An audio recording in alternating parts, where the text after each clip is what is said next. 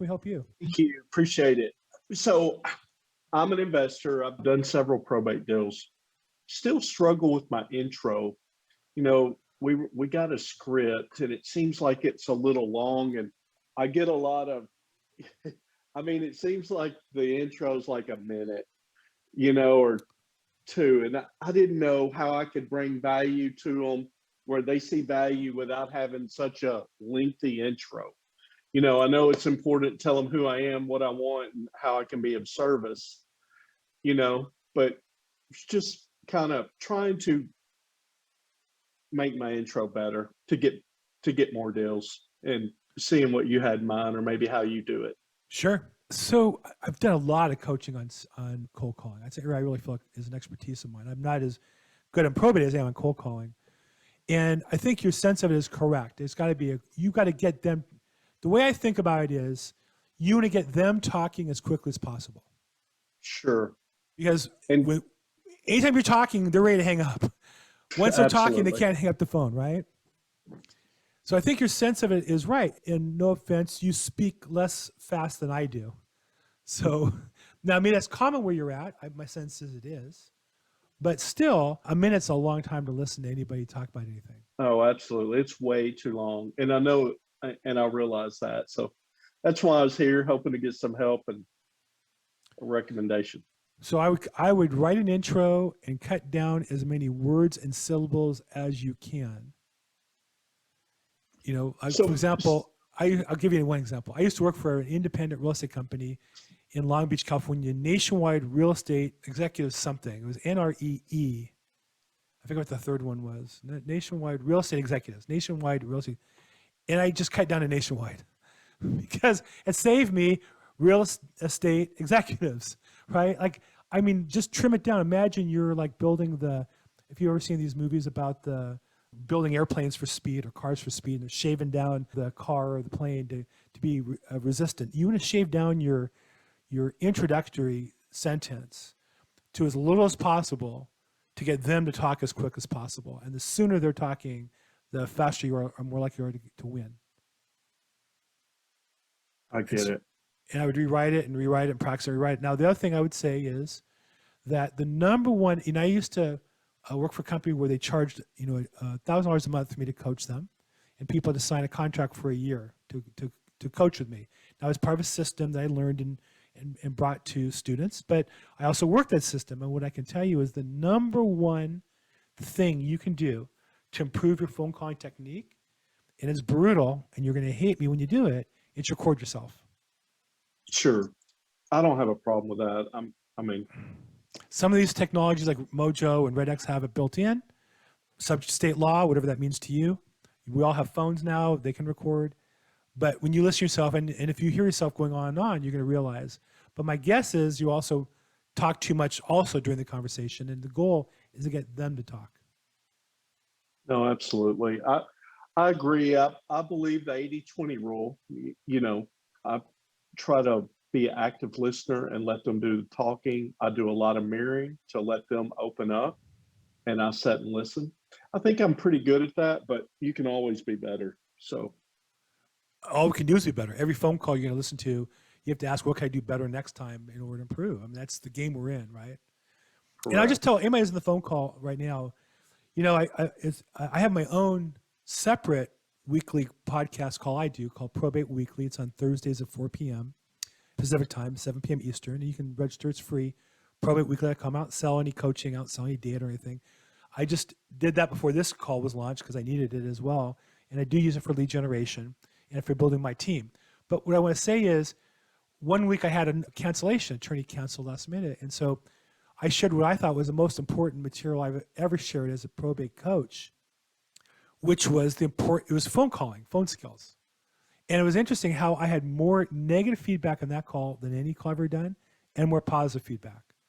I had people who are actually full-time in the business text me, email me, comment in social media, wow, thanks for reviewing that. Thanks, I need a refresher on that. Thanks for your insight on calling, how important it is. And I had a bunch of brand new people and never going to be people tell me, why are you teaching about phone calling skills? I just want to learn about how to sell probate real estate. And it's like, if you don't get that this business is about communication and it's going to take some hard work, The question is, where you going to channel that hard work and how are you going to do it? Then you're not going to be in business long. And I can just tell you today, I would say with all confidence, you either better figure out what you've got to do every day to get better and put a good solid effort in every day. I'm not saying work 12 hours or 14 hours a day, but a good solid effort every day and get better and improve, or you're just not going to be in this business. It's just as simple as that. We're all going to get shaken out.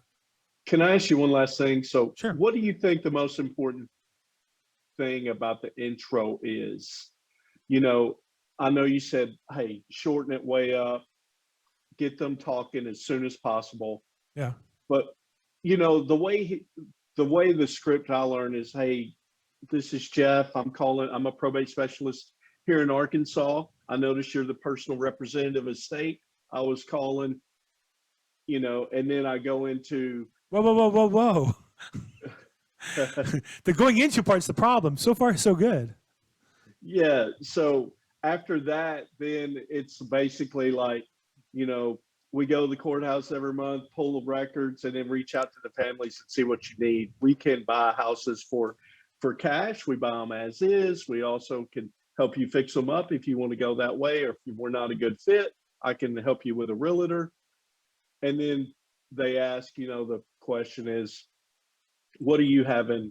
What's the biggest challenge for probate with you so far? Kind of an open-ended question to try to get them talking. But I still feel that I need to work on the intro a lot more and smooth it up and shorten it up. The we have a problem with, I think, and again, my personality is different than Chad's. I think that for me, when people talk about problems, they lower their energy, they get frustrated. It's like, what are you most frustrated with? And I think that it's harder to move people when they're down than when they're up.